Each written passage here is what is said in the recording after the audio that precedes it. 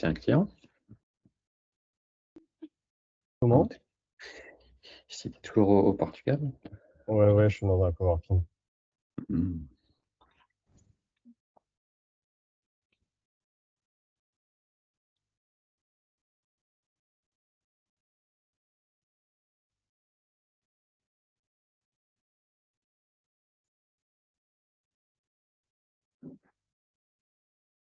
T'es à Séoul, là, c'est ça? Ouais, ouais, c'est ça.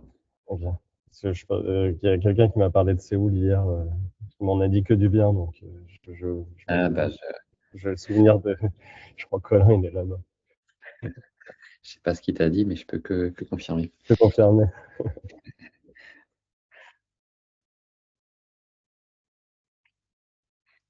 Et le-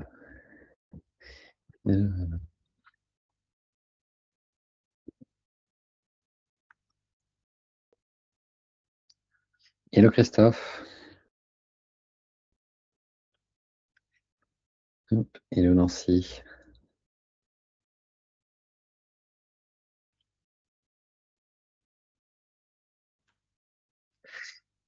Hello Steve. On va bientôt démarrer.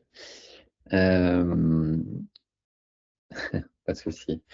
Donc, voilà, comme pour les personnes voilà, qui n'ont pas encore participé à des webinaires, donc ça se passe en deux parties.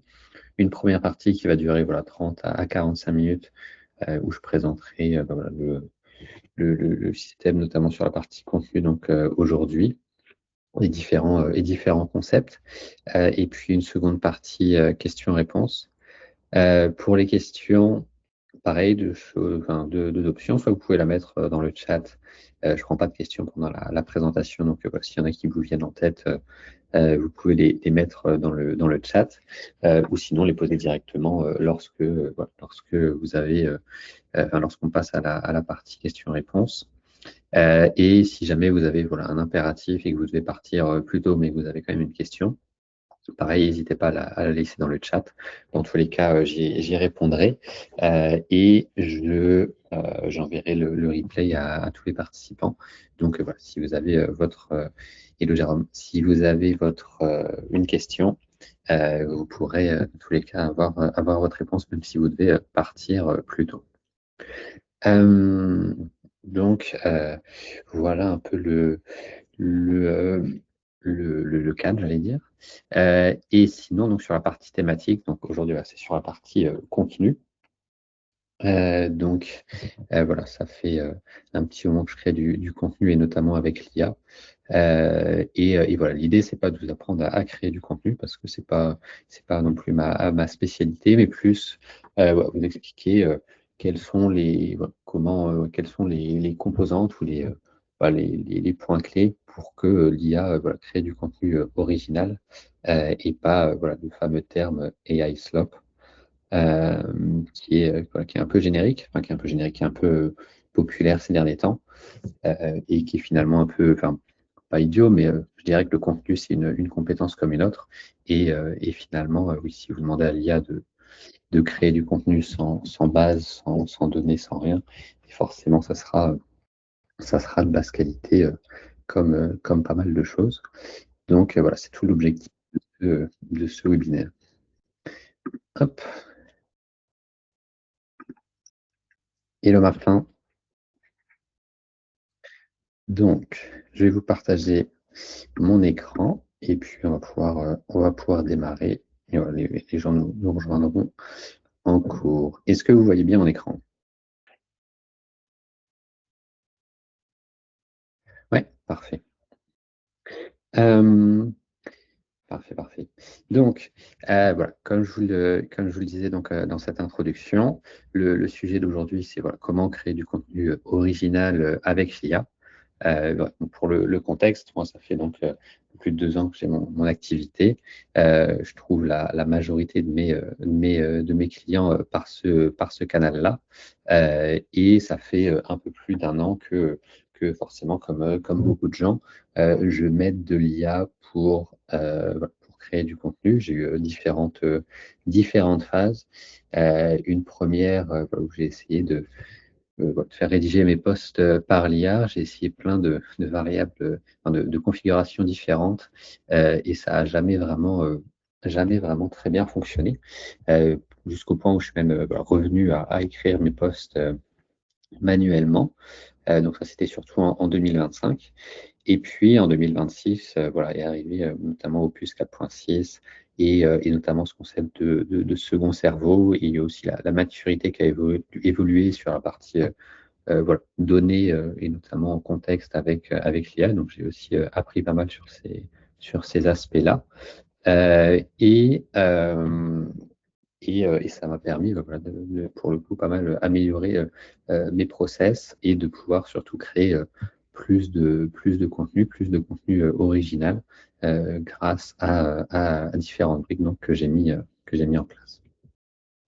Euh, donc voilà, comme je disais, plus de contenu IA, donc forcément plus de contenu IA sans données originales, donc forcément tout se ressemble. Et voilà, les gens ne font plus vraiment la différence entre deux contenus tellement sont semblables. Euh, Là où, voilà, de mon côté, je pense que si vous êtes là, c'est que vous me suivez sur LinkedIn.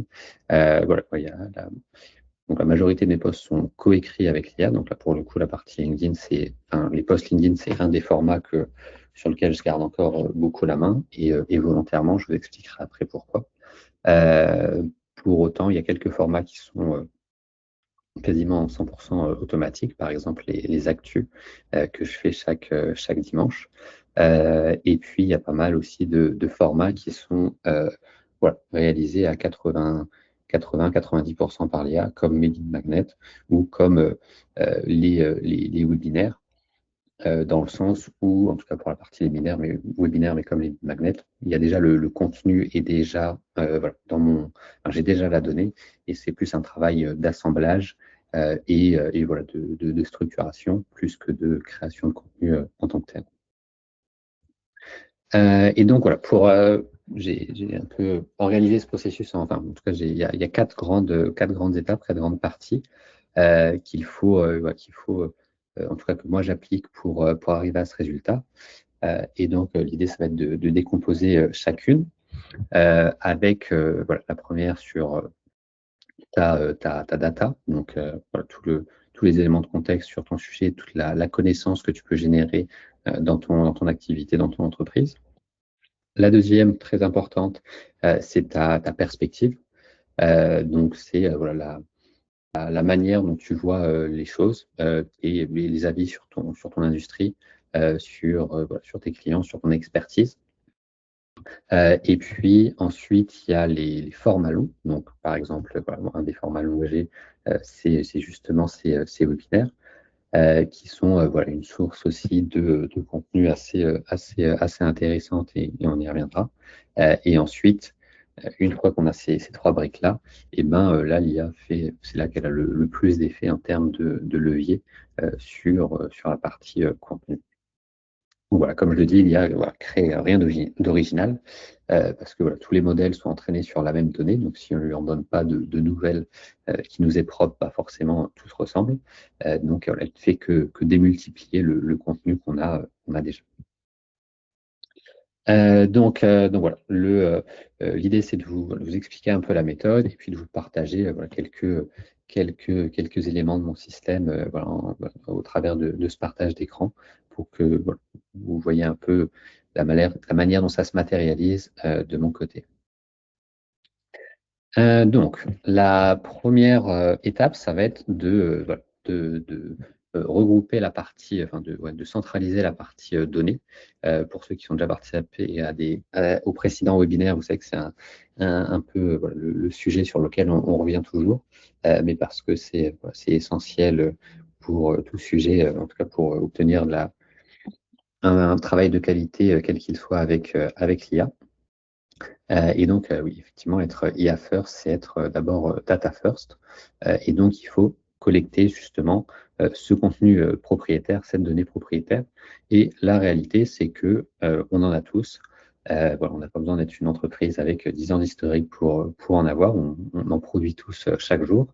Voilà. L'objectif, tout l'intérêt, c'est de le capter et de l'organiser pour qu'il soit ensuite exploitable. Donc, le premier élément qu'on a, je pense que la plupart d'entre nous font, c'est des réunions, que ce soit des réunions avec des clients, avec des partenaires ou des réunions internes. Voilà, moi j'enregistre toutes mes réunions. Alors après, je fais uniquement du distanciel, donc ça simplifie aussi pour enregistrer les appels. Mais même sur des réunions physiques, aujourd'hui, il y a pas mal de dispositifs, que ce soit des applications, la majorité des outils de transcription proposent aussi des applications mobiles qui fonctionnent assez bien. La deuxième, c'est les projets que vous avez avec vos clients. Ça, c'est une source qui est encore pas mal sous-exploitée par beaucoup de boîtes, notamment dans le service. Et maintenant, moi, ce qui me semble pertinent, encore une fois, dans le service, mais ça peut s'appliquer aussi à la production. J'ai un client dans l'industrie voilà, qui va adopter la même approche, qui est donc en fait de transformer chaque projet client en une donnée voilà, structurée qui reprend toujours les mêmes types de champs. Donc, voilà, globalement, c'était voilà, qui est le client, qu'est-ce qu'on lui a livré, quel résultat il a eu, quel problème il a rencontré. Et voilà, l'idée, ça va être en fait de voilà, créer une sorte de pipeline entre voilà, tous les éléments du projet. Donc, quand je parle de tous les éléments du projet, ça va être voilà, tous les meetings que vous avez eus avec le client, tous les emails, tous les livrables, etc. Et ensuite, passer ça dans un système d'ingestion qui va structurer tous ces éléments pour que ensuite vous ayez une sorte de photo, entre guillemets, souvenir de ce projet-là. Et voilà, le souvenir, c'est autant pour vous que pour l'IA pour qu'elle puisse y revenir et l'exploiter de manière plus facile. En plus, pour cette partie-là, ça a un intérêt qui est double, voire triple. Donc, ça a un intérêt pour le contenu, pour pouvoir réexploiter et voir des patterns aussi entre des clients, des questions qui reviennent, ce genre de choses. Ça a un intérêt pour la connaissance interne, c'est-à-dire que souvent, voilà, il y a des questions ou des problématiques qui reviennent chez plusieurs clients. Et il y a pas mal de fois où on va juste reproduire la même réponse ou le même livrable alors on l'a déjà produit pour un autre. Donc ça aussi, ça peut être intéressant. Et puis le troisième, c'est sur la partie commerciale où ça peut être intéressant pour voilà, faire remonter les bonnes études de cas en fonction des prospects qu'on a en face de nous euh, ou encore pour voilà, avoir des insights plus spécifiques pareil, toujours en rendez-vous prospect, à faire remonter en disant bah oui, j'ai eu sur tel dossier, telle année, il y a un client qui m'a posé la même question et voilà comment on l'a réglé. La troisième partie, c'est la veille.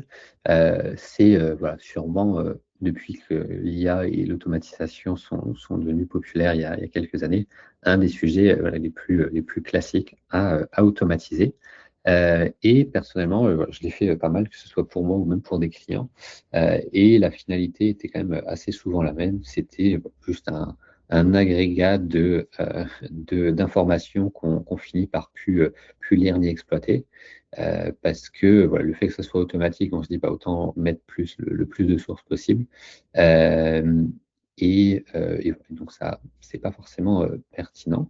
Et donc en tout cas, voilà, le process que j'ai adapté de mon côté, euh, c'est plutôt une dynamique inverse. Donc voilà, de base, je vais consommer régulièrement du contenu, que ce soit podcast, vidéo, articles, etc. Et quand voilà, je consomme un contenu que je trouve, ou même post LinkedIn d'ailleurs, un concept que je trouve vraiment intéressant, où je me dis, ah tiens, ce concept, je veux le garder en tête, ou alors je veux voilà, pouvoir l'inclure dans un futur post comme référence ou autre, et ben j'ai créé un skill dans Claude qui s'appelle voilà, Ingest, qui va voilà, récupérer le contenu et qui va le stocker dans mon cerveau et qui va aussi le lier au concept dont je parle souvent. Et voilà, j'ai plutôt ce process inverse, plutôt que voilà, d'automatiser, on va dire, la partie captation de différentes sources sans vraiment être capable de juger la qualité, chose qui est assez finalement difficile à automatiser ou à faire juger par l'IA. Et bien quand moi je juge voilà, un contenu qualitatif, en tout cas pertinent pour moi, je choisis de l'ingérer. Et ça, du coup, ça va venir aussi voilà, renforcer des idées que j'ai déjà ou les enrichir. La quatrième, ça rejoint un peu le point 2, c'est les feedbacks clients. Ça peut être d'ailleurs vos clients, mais ça pourrait être aussi voilà, les clients d'autres concurrents ou d'autres personnes dans votre industrie voilà, pour renforcer ou pour on va dire, étayer vos propos. Et puis ensuite, c'est tout ce qui va être les échanges écrits, que ce soit, et encore une fois, des échanges par mail, WhatsApp. C'est aussi de la matière qui peut être pertinente pour créer du contenu. Donc voilà, l'idée c'est que la captation de cette matière, ce ne soit pas voilà, quelque chose de manuel, mais que ce soit plutôt voilà, des systèmes qui soient organisés pour capter et enregistrer voilà, cette information. Tous les exemples que je vous donnais précédemment, à part la partie voilà, ingestion de veille, où voilà, c'est plus une initiative de ma part, même si après j'ai un skill qui fait le travail, mais tout le reste se fait de manière automatique. Donc voilà, c'est pas l'idée, c'est pas que ça vous rajoute une charge, mais que ça se fasse de manière automatique, juste d'organiser le système et ensuite vous pouvez comme ça, vous avez plus qu'ensuite à l'exploiter. Ensuite, ouais, je peux vous montrer effectivement mon vol. Donc là, par exemple, vous voyez que c'est le poste de relance que j'ai fait aujourd'hui. Donc j'ai ici voilà, plusieurs points de connaissances. La première, c'est la partie knowledge, dont je vous parlais, dont notamment de ma veille, alors que j'ai décalé depuis quelques temps juste ici. Donc, vous voyez que j'ai plein voilà, de différents concepts avec la source, le lien, et puis les apprentissages principaux.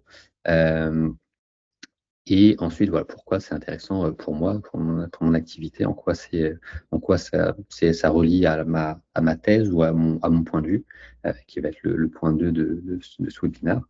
Et donc, vous voyez ici que j'ai vraiment pas mal de contenu à ce niveau-là. Et ça me permet ensuite que l'IA puisse voilà, réutiliser, quand je parle d'un concept qui a été voilà, mentionné par une des sources de la veille, de la citer, de renforcer mon point de vue, de me donner d'autres éléments de réflexion.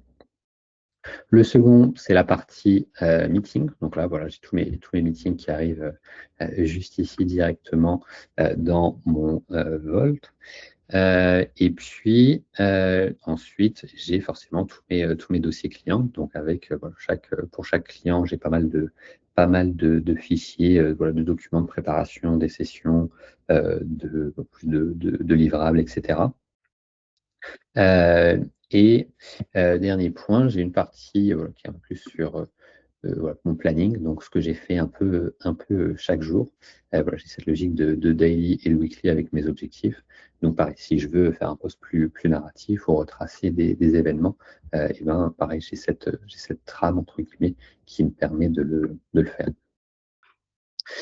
Donc voilà, la première étape, c'est de capter cette information voilà, qui vous est, encore une fois, qui vous est propre et de le faire de manière systématique, voilà, grâce à l'IA, grâce à l'automatisation, de l'organiser pour qu'ensuite elle soit exploitable.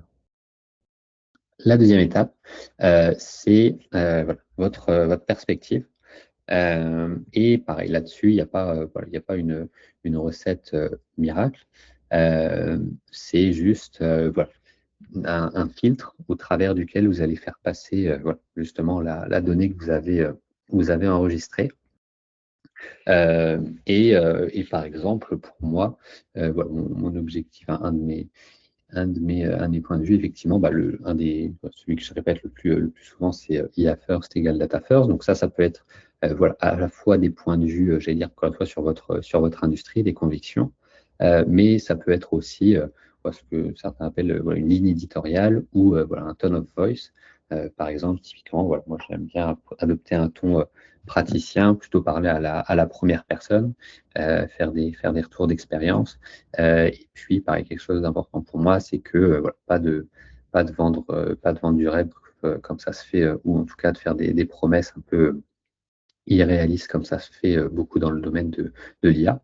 Et donc, tous ces éléments-là, ben voilà, ils sont aussi enregistrés dans mon vol, dans un skill. Et j'ai notamment voilà, un agent qui, pour chaque contenu que je produis, a une checklist et va voilà, valider que voilà, les différents éléments de tone of voice, de perspective, mais aussi de rédaction, des choses beaucoup plus micro, comme éviter les caractères qui font IA ou certaines choses de ce genre. Voilà, valider que tous les contenus que je produis sont bien alignés avec c'est ce qui fait que voilà, c'est moi qui ai écrit ce post. Euh, Ensuite, comme je vous disais, sur la partie LinkedIn, c'est principalement, enfin, je les rédige encore une fois principalement à la main, même si j'ai un skill qui m'aide à le faire. Alors, je dis à la main, on va dire que je partage voilà, l'idée, le contenu brut, et ensuite voilà, je l'édite avec l'IA. Mais pour moi, ça reste important d'avoir voilà, cette mécanique de me forcer finalement parce qu'en fait, vu que j'ai la donnée plus la perspective, je pourrais juste dire à l'IA, bah voilà, tu me crées un post par jour, à la limite, on fait un planning éditorial, et puis basta, ça pourrait fonctionner. En tout cas, ça serait déjà mieux que les posts IA de base. Mais je trouve que c'est important de se forcer, d'autant plus à la période de l'IA, sur ça, avoir une réflexion sur son activité, sur son secteur. Et voilà, en tout cas, moi, les posts LinkedIn, mes posts LinkedIn, c'est justement l'opportunité de le faire, de conscientiser mes apprentissages, d'avoir ce réflexe de dire, ah, j'ai tel client qui a posé telle question, ou ah, j'ai rencontré telle problématique et j'ai trouvé une solution de voilà, le résoudre comme ceci. Donc, c'est voilà, comprendre un peu encore une fois, conscientiser ses apprentissages. Et le second point que je trouve aussi pertinent dans le fait de voilà, créer ses propres contenus et d'en créer régulièrement, c'est que ça permet aussi de voilà, pouvoir avoir des sortes de retours marché sur ah bah tiens, telle thématique ou tel problème, ça a pas mal fait réagir. Potentiellement, ça a généré un rendez-vous avec un client. Euh, ah tiens, en fait, tel élément présenté comme ça fonctionne moins. Ou alors, par exemple, de mon côté, ça va être ah bah je vois que si je dépasse un certain niveau de technicité dans les posts que je partage, et ben, voilà, je perds après une grosse partie de mon audience et notamment de mes clients si je deviens trop technique. Donc, je trouve que c'est aussi intéressant à ce niveau-là pour voilà, rester connecté avec ce qui intéresse et ce qui parle à vos clients et à votre industrie. Donc voilà, encore une fois, il y a justement ça vient de un de mes éléments de veille, où lui, il avait un test qui était de dire, alors c'était plus par rapport au positionnement, mais c'était voilà, si vous pouvez coller votre positionnement à un studio de yoga et que ça fonctionne, c'est que c'est sûrement pas assez spécifique ou original. Je trouvais ça assez marrant comme test. Donc voilà, encore une fois, sur la rédaction des posts, l'IA va m'aider à voilà, proposer un angle structuré, mettre en forme, vérifier l'accroche. Si moi je décide de l'idée, du point de vue, et puis voilà, toutes les infos viennent de ce que je produis au cours de mon activité. Et voilà, encore une fois, entre un post voilà, générique et un post ancré avec votre data et votre point de vue, vous pouvez obtenir des résultats beaucoup plus pertinents voilà, en restant original, fidèle à vous-même et en gagnant quand même du temps sur votre création de contenu. Euh, et, euh, et voilà, donc c'est encore une fois sur la partie insight et mise en forme. Maintenant, les formats longs. Voilà, ce que j'appelle un format long, ça peut être un podcast, un webinaire, une newsletter, voilà, ça peut être le format vidéo. Globalement, je pense qu'on a tous des formats avec lesquels on est plus ou moins à l'aise. Voilà, par exemple, moi, c'est plutôt le format, on va dire, parlé, et notamment voilà, l'interaction comme dans ces webinaires ou comme dans les lives que je peux faire voilà, avec ma communauté. J'aime bien échanger directement avec les gens, que les gens me posent leurs questions. Ça me permet aussi c'est un des moyens aussi que j'ai pour, entre guillemets, conscientiser mes apprentissages ou pour clarifier certains concepts qui sont voilà, plus ou moins clairs dans ma tête, mais que je ne sais pas forcément restituer. Et donc voilà, l'intérêt d'avoir un format long, c'est que vous allez ensuite pouvoir voilà, le transformer en voilà, pas mal de formats différents. Donc, typiquement, dans ces webinaires, j'ai voilà, encore une fois créé un skill qui me permet de partir du replay du webinaire. Et ce que le skill va faire, c'est qu'il va donc créer plusieurs clips que je vais ensuite pouvoir voilà, publier sur LinkedIn ou YouTube ou autre. Ça va aussi créer voilà, un guide voilà, sur le webinaire en question que je vais pouvoir publier sur mon site. Je vais vous en montrer un exemple juste après. Et puis ensuite, ça fait encore une fois de la matière brute voilà, dans la machine qui vont pouvoir servir voilà, d'autres posts LinkedIn. Et donc, voilà, c'est l'autre intérêt enfin, du format long, c'est aussi voilà, d'avoir un format qui va vous demander voilà, peut-être 1 à 3 heures de travail. Et ensuite, vous allez avoir en termes de contenu, voilà, peut-être 1 semaine à 2 semaines de contenu qui vont être créés à partir de ce dernier, avec encore une fois et toujours uniquement des contenus que vous seul auriez pu produire. Donc, pour vous montrer un exemple de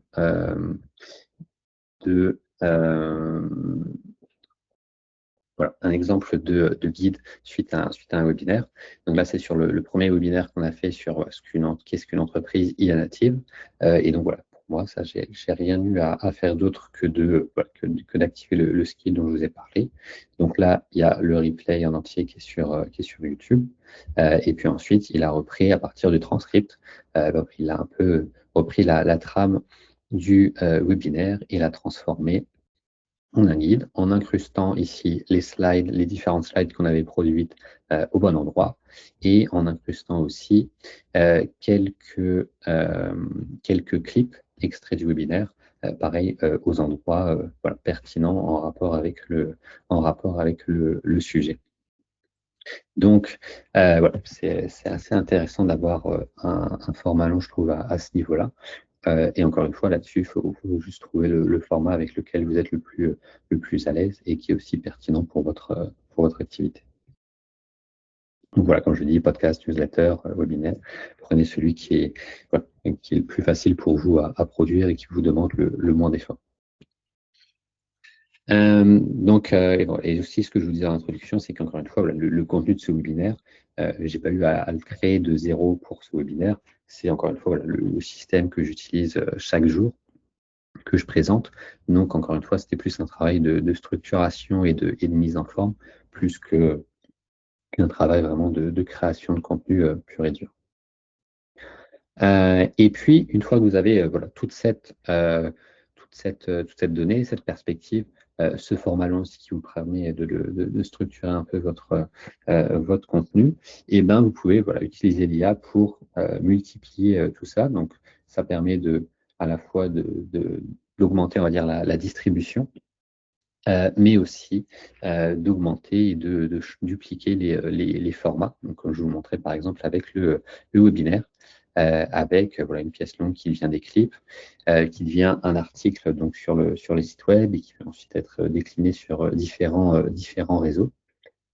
Aujourd'hui, il y a des outils, par exemple, comme Typefully, qui ont des MCP et qui vous permettent voilà, de programmer sur différentes plateformes un même post, de l'adapter voilà, en un post LinkedIn, en thread Twitter, etc. etc. Et donc, voilà, c'est assez facile sans effort supplémentaire, de partager un contenu sur plusieurs plateformes. Et puis, ensuite, voilà, vous pouvez aussi créer pas mal de contenu, donc voilà, que ce soit SEO ou voilà, JEO, AEO, ça a un peu plein de noms maintenant, mais voilà, juste le fait de créer du contenu en ligne, aussi le fait d'être cross-platform, encore une fois, YouTube, votre site web, LinkedIn, ça augmente aussi vos chances d'être cité et d'être mieux référencé. Donc, dans tous les cas, c'est gagnant-gagnant. Et voilà. Et donc moi, par exemple, j'ai mis aussi en place un agent qui va chaque semaine créer un article sur la base de mon second cerveau, donc de mon Volt. Et il va donc, voilà, il a accès à cette donnée-là et chaque semaine, il va voilà, regarder un peu les nouveaux contenus qui sont apparus dans mon Volt, et puis en fonction voilà, du volume de mots-clés des différentes thématiques qu'il a extraites, il va créer des articles sur cette base-là, et là le faire de manière pour le coup 100% autonome sur ce format-là. J'ai vraiment zéro intervention. Et voilà. Et encore une fois, après, ça crée un cercle vertueux dans le sens où voilà, votre contenu crée va vous générer des leads. Ces mêmes leads qui vont se transformer en clients et qui vont vous permettre d'avoir voilà, encore plus de données propriétaires à partager, ou en tout cas à exploiter pour créer du contenu que seul vous pouvez créer, ce qui va vous permettre, du coup, en conséquence, encore une fois, d'attirer encore plus de leads. Et donc, c'est notamment ce qu'on vous a voilà, présenté dans le précédent webinaire avec donc, notre agent Melvin qui s'occupe de la partie prospection. Donc voilà un peu pour cette présentation. Le dernier point que j'ai oublié de mentionner, c'est aussi voilà, l'IA vous permet de tester aussi voilà, différents contenus. Par exemple, je vous parlais de voilà, cette partie Actu IA. Qui est voilà, un exercice que je faisais rapidement pour moi et encore, que je prenais pas vraiment le temps de faire. Voilà, j'ai automatisé justement avec cet agent contenu, et qui est un format voilà, qui me demande aussi vraiment zéro input et qui pour le coup marche très bien parce que voilà, je me focus sur les actus IA, mais voilà, lié à ma perspective et surtout lié à ma clientèle cible, c'est-à-dire des dirigeants de PME. Et donc, c'est vraiment axé sur voilà, les actus IA en France et basé sur ce qui peut impacter les PME, donc notamment les AI Act. Récemment, il y a eu l'arrivée aussi voilà, de la partie agentique dans la suite Microsoft, la mise en place d'aides aussi récemment par la CCI, non, par la BPI, pardon, pour des diagnostics IA dans les entreprises. Donc, voilà, ça me permet aussi de me tenir au courant des informations pertinentes pour mes clients. Et du coup, ça intéresse aussi forcément mes clients. Et donc, ça, voilà, c'est un format que je n'aurais pas forcément voilà, créé sans IA. Mais que voilà, dont j'ai eu l'idée, que j'ai testé, qui fonctionne et que donc j'ai gardé.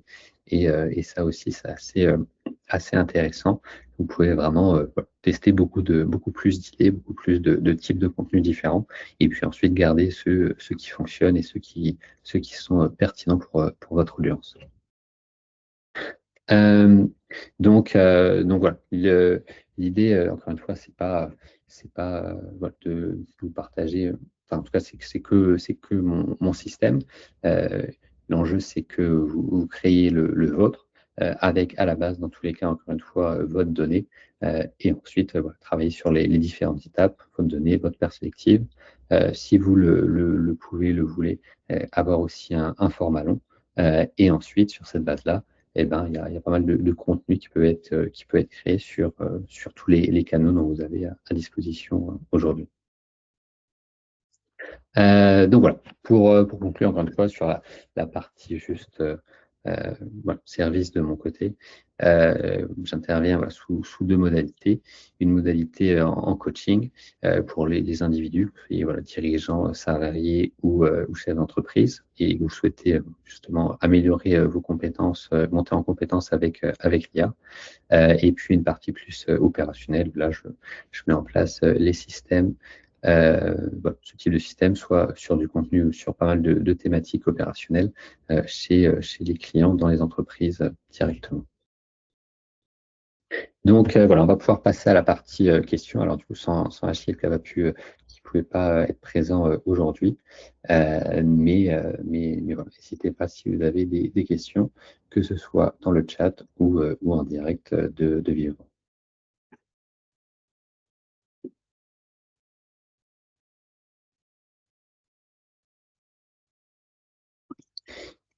Est-ce que vous avez des questions? N'hésitez pas, c'est le moment.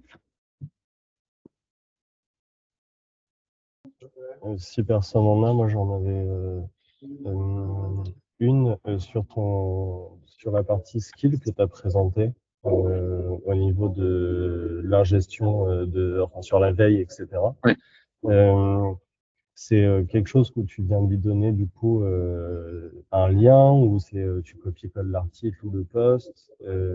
Comment tu fais aussi sur la partie peut-être plus vidéo pour Ouais. comprendre un peu comment tu stockes ces infos-là, quoi, et, enfin comment tu les récupères. Ouais, donc si c'est du, j'essaie toujours de donner le lien de la source, notamment sur des vidéos ou des articles. Et ensuite, si c'est des articles, bah, il va juste scraper la page, récupérer le contenu et il va stocker le contenu texte. Et si c'est une vidéo, il a accès au MCP d'Apify. Il y a notamment des scrappers sur YouTube qui permettent de récupérer le transcript d'une vidéo. Et donc ensuite, de cette manière-là, il va venir voilà, l'enregistrer au format texte. Donc les inputs, encore une fois, c'est l'URL, l'auteur, principalement, c'est de là. Et puis quand c'est des posts LinkedIn, là, je copie-colle juste le post directement dans Claude. Ok, super clair. Et du coup, ce que tu stockes, c'est tout le transcript, par exemple, de la vidéo, tout l'article, et plus ce que par rapport à ta perspective que tu nous as présenté. Non, je vais stocker uniquement les insights voilà, liés en tout cas les éléments qui m'intéressent. Donc, avant de l'enregistrer, en gros, Claude me propose, bah, dit, bah, voilà ce qui me semble pertinent par rapport à ton activité et les sujets que tu traites. Et ensuite, en général, pareil, le contenu les contenus que je partage, la grande majorité, je les ai consommés moi-même en amont. Donc, voilà, c'est les éléments que je veux garder en tête et je vais garder uniquement ceux-là. Ok, Et encore une fois, vu que j'ai le lien du contenu original, si je veux m'y référer, eh ben, c'est assez facile à retrouver. c'est super clair. Donc, donc voilà. Colin, j'ai une question. Oui. Donc en fait, il y a une grosse partie de l'équation pour arrêter de jeter, en fait, ou pour commencer à préserver l'information. On est d'accord que c'est du workflow. Ouais, Enfin, exactement. c'est de l'organisation de ta boîte, de comment les différents départements s'organisent et structurent et savent où est l'info, à quel moment et comment on la garde, comment on la consigne. C'est ça, c'est ça. Et ça revient un peu voilà, à pour moi, qui est même je veux dire, le premier sujet quand tu veux faire collaborer des collaborateurs avec l'IA, c'est effectivement définir là où chaque information est structurée. Et c'est vrai que dans mon cas de figure, je le présente beaucoup voilà, avec le Volt et le second cerveau. Mais en l'occurrence, ça peut aussi être juste, voilà, telle info se trouve dans telle base Notion, telle autre info se trouve dans tel dossier Drive. Ça ne doit pas forcément être, voilà, ça doit pas forcément être dans Obsidian, mais par contre, ça doit être voilà, codifié et enregistré entre guillemets dans les comptes IA de tous les collaborateurs sur voilà, l'IA, tu dois ranger telle information ici et quand elle crée tel type d'information aussi, où elle doit aller la chercher. Alors, c'est vraiment la première chose à faire en entreprise pour collaborer avec l'IA, c'est cartographier le système d'information de l'entreprise. Et D'accord. souvent, on va se rendre compte qu'il y a pas mal de types d'infos où en fait, il n'y a pas vraiment de règles, c'est pas forcément clair pour tout le monde, et donc ça a aussi ce double intérêt. Est-ce que des boîtes qui dupliquent ton modèle de second cerveau, il y en a en fait? Ou parce que ça semble peut-être, enfin en tout cas de mon point de vue, ça paraît plus adapté à des petites structures ou à des particuliers ou je sais pas, enfin en tout cas des plus petites structures. J'ai l'impression qu'à partir d'une certaine taille de société, ça commence à devenir plus compliqué, mais c'est peut-être ça le modèle, je sais pas, je m'en rends pas compte. Non, effectivement, c'est plus complexe à partir voilà, d'une certaine taille, mais comme je te le disais, tu peux le faire voilà, sous différentes modalités. Euh, voilà, encore une fois, la clé, la raison d'Obsidian, c'est que c'est du local, c'est des fichiers au format Markdown, et donc c'est un format très accessible pour l'IA. Donc c'est vrai que quand tu es indépendant ou autre, c'est le plus simple de le faire de cette manière. Mais en soi, tu peux répliquer exactement le même système voilà, avec encore une fois des drives, avec même des CRM, avec différents outils. La seule différence, c'est que voilà, l'IA devra utiliser des MCP, donc c'est un peu moins fluide et un peu plus consommateur en token. Mais effectivement, au niveau d'une entreprise, tu n'auras pas forcément cette logique d'Obsidian. Mais par contre, le travail qu'il y a à faire, c'est justement de bien définir cette nomenclature, ces conventions en termes de stockage, et de s'assurer que, par exemple, sur les plans entreprises en général, que ce soit ChatGPT ou Claude, tu peux avoir un prompt système global pour tous les utilisateurs. Et donc, c'est à ce niveau-là que tu peux codifier pour l'ensemble de la boîte, avoir un document de référence que tu vas nommer ici. Tu vas dire à l'IA, tiens, à chaque conversation, tu vas lire ce document de référence et toutes les informations. Si tu cherches des informations ou si tu dois créer du contenu, entre guillemets, tu vas te référer à ce document pour savoir soit où aller la chercher, soit où aller stocker l'information. Et donc ça, tu peux le faire sans Obsidian, avec on va dire les stacks, les outils habituels des entreprises. Tout ce qui compte, c'est que ça soit, encore une fois, codifié et que l'information soit présente et accessible à l'IA. Ok, très bien. Merci beaucoup. Pas de souci. Steve, tu me dis comment optimiser le coût des tokens. Est-ce que tu peux un peu élaborer ta question dans quel cas de figure?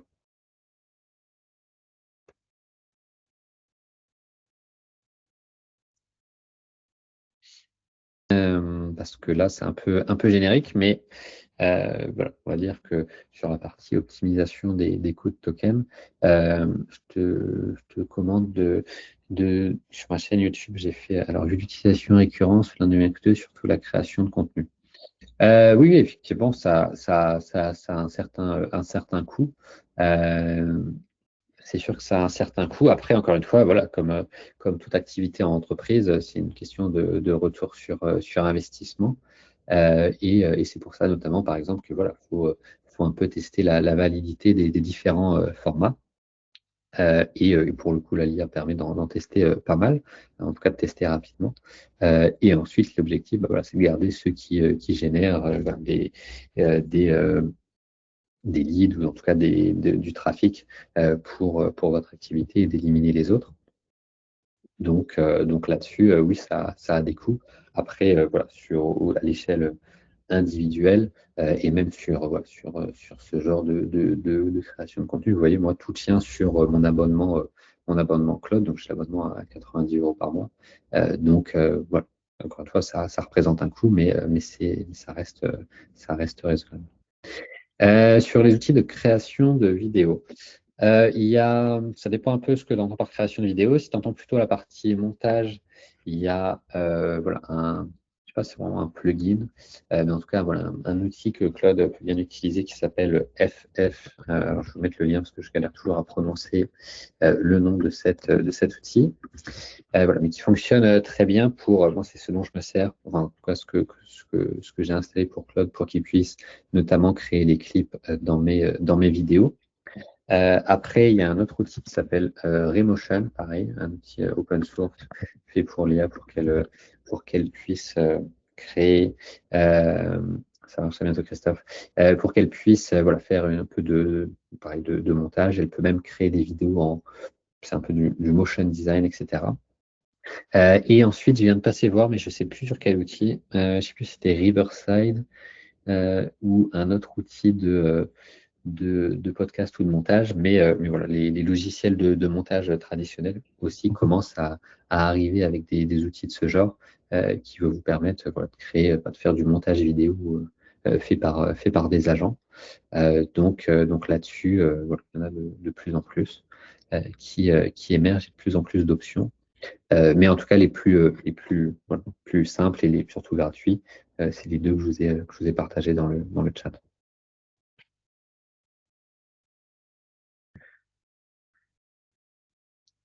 Est-ce que vous avez d'autres questions? Est-ce que qui ici crée déjà du contenu, que ce soit sur LinkedIn ou autre? Est-ce que c'est déjà une pratique que vous avez ou c'est quelque chose que vous souhaitez démarrer?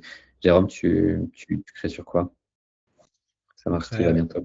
C'est pas moi qui le crée directement, mais on crée effectivement sur LinkedIn un petit peu. On commence et en fait on a mis en place ce que tu définis, mais c'est-à-dire qu'on a mis en place des mots-clés et grande veille hein, où on aspire un peu les informations générales pour les retraiter et publier une partie sur LinkedIn et puis publier aussi à nos équipes pour la veille d'apprentissage, si tu veux, la formation. Mais c'est un process ambitieux et complexe. Hein, mais c'est super, c'est super, c'est très, très structurant en fait. Oui, effectivement. Sur la partie veille, il y a un cas de figure pour le coup. Effectivement, je vous ai dit que je préférais le faire de manière manuelle maintenant, mais il y a un cas de figure qui est assez intéressant. C'est tout ce qui est cadre veille réglementaire. Je crois que Jérôme, ça te concerne. Voilà, ça, effectivement, c'est un travail qui est même obligatoire dans pas mal d'industries. Et ça, pour le coup, c'est assez pertinent à automatiser. Voilà, je l'ai fait encore récemment pour un client qui était dans les fruits et légumes. Et ça, pour le coup, c'est assez objectif en termes de critères et de lois. Et donc c'est assez simple à suivre. Le second, effectivement, c'est tout sur la partie actu, c'est ce que je fais aussi. Actualité, voilà, notamment sur la partie aide, des choses assez concrètes. Par contre, ce qui fonctionne moins bien, en tout cas de mon expérience, ça va être tout ce qui va être plus sur de l'expertise ou voilà, des leaders d'opinion. Je trouve que là, c'est un peu plus, en tout cas, ouais, un peu plus difficile à faire évaluer à l'IA si c'est pertinent ou pas pour son activité. Donc voilà, mais non, la veille, c'est assez pertinent dans certains cas. Et d'ailleurs, un outil que j'aime bien pour ça, que je peux vous recommander, dont je parle régulièrement, ça s'appelle LinkUp, voilà, qui est un outil français, une IA spécialisée dans la recherche web. Je vous ai partagé l'URL dans le chat. Et c'est assez génial pour tous ces sujets de veille, que ce soit réglementaire, concurrentiel, ou même faire des rapports sur certaines industries. Donc, ouais, c'est un super outil et qui fonctionne vraiment très bien pour ces cas d'usage. La différence entre LinkUp et Apify, c'est que Apify va vraiment être un scrapper pur, donc voilà, récupérer le contenu brut sur différentes plateformes. Hello Flavien, là où LinkUp, encore une fois, il y a un process IA derrière, c'est-à-dire que par exemple avec LinkUp, vous pouvez, voilà, ils ont plusieurs endpoints, plusieurs fonctionnalités, et vous pouvez choisir d'avoir voilà, des réponses en langage naturel. Par exemple, dire, tiens, cherche-moi toutes les informations je sais pas, sur les nouvelles réglementations concernant l'AI Act en août 2026. Et donc là, il va faire un peu, entre guillemets, ce que pourrait faire un scrapper type Apify ou Firecrawl, sauf qu'il va aller une étape supplémentaire, c'est-à-dire qu'il va faire l'étape d'ingestion et de recherche et vous dire voilà les informations, enfin, voilà ce qui s'est passé en langage naturel. Et ensuite, ils vont vous donner aussi toutes les sources qu'il a été scannées pour voilà, vous fournir cette réponse-là. Donc ça, c'est un premier endpoint. Voilà, il y en a d'autres qui va vous permettre, par exemple, vous allez pouvoir transmettre, alors ça c'est une fonctionnalité nouvelle qui est en bêta, et vous allez pouvoir fournir un URL, dire, tiens, je cherche tel type d'info, et ensuite, il va vous dire si l'info est présente ou pas dans cette page. Et donc ça, pareil, ça peut être assez pertinent pour certains cas d'usage où vous cherchez, par exemple, un même type d'info sur, je sais pas, on va dire, si vous êtes je sais pas, un éditeur logiciel, vous souhaitez savoir quels outils utilisent déjà les entreprises et vous allez, je sais pas, scraper les pages de tous les sites de clients potentiels pour trouver voilà, s'il y a l'information de leur stack. Et ben, Link peut servir à ça aussi. Donc, voilà, je vous conseille vraiment d'explorer cet outil qui est vraiment génial et français. Donc c'est voilà, raison de plus.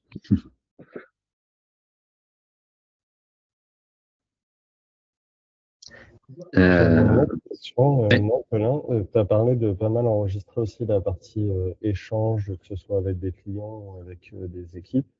Est-ce que ça signifie avoir quelque chose qui regarde toutes les conversations sur différents canaux, type, je sais pas, Slack, WhatsApp, etc.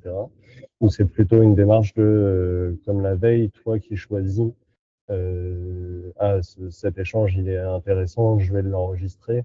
Et si oui, comment un peu tu le classifies dans ton Volt? C'est-à-dire que tu le ranges par client ou en fait c'est juste des choix génériques que tu mets plus tard pour ton contenu dans ta veille? Comment Ouais. tu gères un peu ça? Alors sur la partie meeting, j'enregistre 100% et 100% arrive dans mon vol. Donc ça, voilà, il n'y a pas trop de sujets. Et ensuite, j'ai un process qui, voilà, chaque semaine, va parcourir les nouveaux documents et ensuite les taguer, les regrouper par thématique, par les thématiques qui ont déjà été abordées. Donc pour créer un peu des liens entre les différents docs, les différents transcripts. Et ensuite, sur la partie communication asynchrone, on va dire. Là, à l'échelle d'une boîte, l'idée, en tout cas, voilà, ceux qui ont vraiment poussé la théorie jusqu'au bout, ils stockent 100% de l'information. Donc, par exemple, je ne sais pas si vous connaissez peut-être Y Combinator, qui est un incubateur américain assez connu. Eux, ils ont vraiment poussé le truc jusqu'au bout dans le sens où ils ont mis des micros dans tout leur bureau parce qu'ils font aussi pas mal d'événements, etc. Et ils enregistrent absolument tout, que ce soit les échanges Slack, les emails, etc., etc. Donc voilà, tu peux, entre guillemets, l'idéal, tu peux aller jusqu'au bout de la démarche. De mon côté, ce que je fais, c'est que j'enregistre uniquement les emails avec des clients pour l'instant. J'enregistre, voilà, je stocke uniquement les emails avec mes clients. Et voilà, uniquement ces mails-là. Et je passe encore, j'ai peu de clients qui sont sur Slack ou WhatsApp. Donc voilà, j'ai pas poussé le sujet jusque-là. Mais ensuite, si je vais avoir voilà, une conversation ou un sujet qui va me rester en tête, ben, souvent je vais en faire un post LinkedIn. Ou alors effectivement je vais l'enregistrer l'information quelque part. Mais voilà, sur la communication, je dirais que ça peut servir un peu sur le contenu, mais c'est plus pour la partie gestion de projet en l'occurrence. Ça peut être plus utile sur la communication asynchrone en tout cas, là où les meetings c'est utile pour les deux. Ok. Et par exemple, l'exemple des mails que tu donnais, c'est quelque chose qui vient scraper tes mails, c'est un outil que tu utilises ou c'est Ouais, c'est ça. En fait, j'ai des workflows qui tournent voilà, quotidiennement et qui récupèrent les mails et qui les centralisent. Donc, comme vous l'avez déjà montré avec Achille, on a une base Supabase, enfin, on a un projet Supabase dans lequel on a voilà, toutes ces interactions-là. Et donc voilà, ça vient encore une fois se greffer à notre système global de données. super clair. Ah, ok, intéressant. Ouais, effectivement, ça peut être une option. Sinon, moi, je suis aussi un grand fan de Unipile, qui est un outil qui permet notamment d'avoir accès à l'API de WhatsApp. Et donc, vous pouvez aussi pareil, créer des workflows autour de certaines conversations, notamment celles avec vos clients.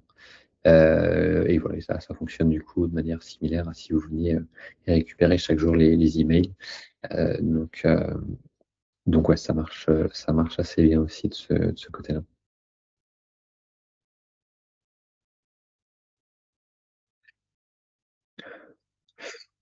Ouais, alors sur WhatsApp, effectivement, souvent les gens ont pas mal de choses, mais c'est pour ça qu'avec Unipile, tu peux, voilà, entre guillemets, surveiller uniquement certains channels. Et donc, voilà, tu peux flaguer ça uniquement sur les channels de clients et effectivement éviter les conversations de groupe parce que ça devient vite le bazar et c'est pas très pertinent. Mais sur voilà, les conversations en one-to-one avec les clients, ça marche plutôt bien.